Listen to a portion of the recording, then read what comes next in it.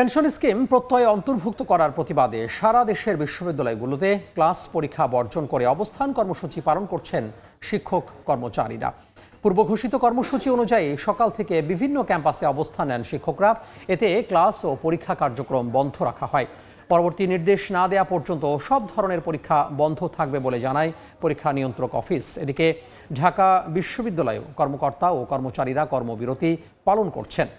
আন্দোলনকারীদের দাবি, বেতন থেকে নির্দিষ্ট অঙ্ক কেটে পেনশন দেওয়ার পদ্ধতিতে মেধাবীরা শিক্ষকতা পেশায় আসতে আগ্রহ হারাবেন। এদিকে শিক্ষকদের এই কর্মসূচি দীর্ঘ হলে বিশ্ববিদ্যালয়ে সেশন জটে শঙ্কায় শিক্ষার্থীরা।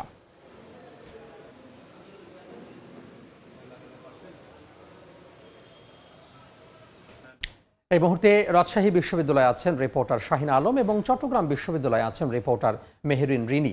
আমরা শুরুতেই সরাসরি যাচ্ছি রাজশাহী বিশ্ববিদ্যালয় শাহিনের কাছে। পেনশন স্কিম প্রত্যয়ের প্রত্যাহার এবং শিক্ষকদের স্বতন্ত্র বেতন কাঠামোর দাবিতে রাজশাহী বিশ্ববিদ্যালয় দ্বিতীয় দিনের মতো আন্দোলন করছেন শিক্ষকরা।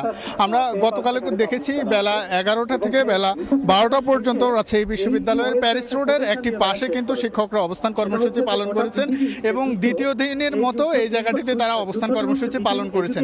শিক্ষকদের সঙ্গে আমরা কথা বলেছি, শিক্ষকরা আমাদেরকে জানিয়েছেন এই যে পেনশন স্কিম প্রত্যয়, এই স্কিম অর্থ মন্ত্রণালয় কর্তৃক এটি জারি করা হয়েছে এবং এই স্কিম তারা বলছেন যে এটির মাধ্যমে কিন্তু শিক্ষকদের সঙ্গে অন্যান্যদের একটি বৈষম্য কিন্তু তৈরি হয়েছে এবং বৈষম্য তৈরি করা হচ্ছে, যার কারণ হিসেবে তারা দেখাচ্ছেন যে যারা গতকালকে বিভিন্ন ইউনিভার্সিটিতে জয়েন করেছেন এবং যারা আজকে বিশ্ববিদ্যালয়ে চাকরিতে শিক্ষক হিসেবে চাকরিতে জয়েন করবেন তাদের দুইজনের বিষয়টি কিন্তু সমান না।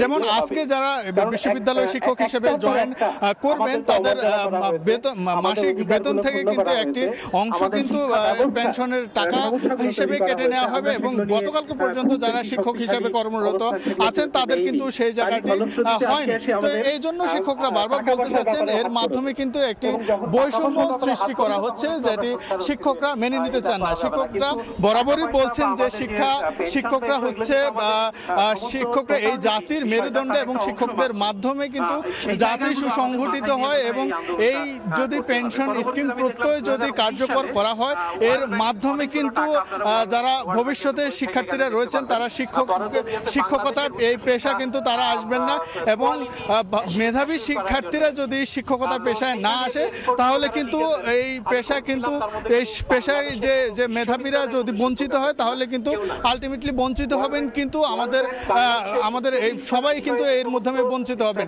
একইভাবে একই আন্দোলন চলছে চট্টগ্রাম বিশ্ববিদ্যালয়, সেখানেও পেনশন স্কিম নিয়ে আন্দোলন করছেন শিক্ষকরা। সেই বিষয়ে খবর জানাতে সেখান থেকে যুক্ত হচ্ছেন আমাদের সহকর্মী রিনি। সরাসরি চলে যাচ্ছে তার কাছে। মন্ত্রণালয় কর্তৃক সম্প্রতি জারিকৃত পেনশন সংক্রান্ত যে প্রজ্ঞাপন জারি হয়েছে এবং বিশ্ববিদ্যালয়ের শিক্ষকদেরকে যে স্বতন্ত্র বেতন স্কেল প্রবর্তন এবং তাদেরকে প্রতিশ্রুত যে বেতন যে গ্রেড ছিল সেখানে অন্তর্ভুক্তকরণের দাবিতে আজকে চট্টগ্রাম বিশ্ববিদ্যালয়ের শিক্ষক সমিতির পক্ষ থেকে প্রথম দিন আজকে অনির্দিষ্টকালের জন্য যে কর্মবিরতি সিদ্ধান্ত হয়েছে সেই কর্মবিরতি আজকে প্রথম দিন এবং আমরা এখানে দেখতে পাচ্ছি যে শিক্ষকরা সকলেই আসলে এখানে অবস্থান করছেন। তারা আমাদেরকে জানান যে অনির্দিষ্টকালের জন্য এই কর্মবিরতি তারা পালন করবেন এবং এই কর্মবিরতির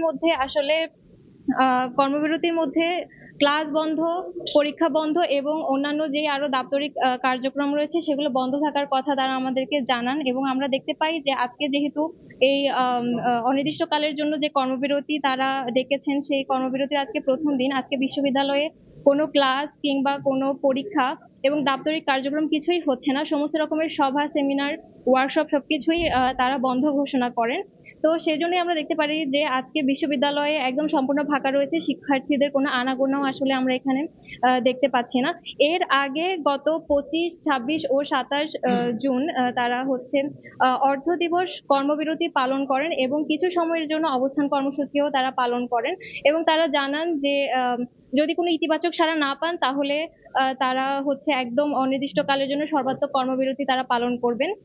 তো সেই ধারা অব্যাহত রেখে আমরা দেখেছি গতকাল যে 30 জুন ছিল, সেই 30 জুনে তারা পূর্ণ দিবস কর্মবিরতি পালন করেন এবং তারা যেহেতু কোনো ইতিবাচক সাড়া পাননি, তাই তারা হচ্ছে অনির্দিষ্টকালের জন্য এই কর্মবিরতি আহ্বান জানান এবং সেটি চলছে। তো এই ছিল চট্টগ্রাম বিশ্ববিদ্যালয় থেকে আমার কাছে সর্বশেষ।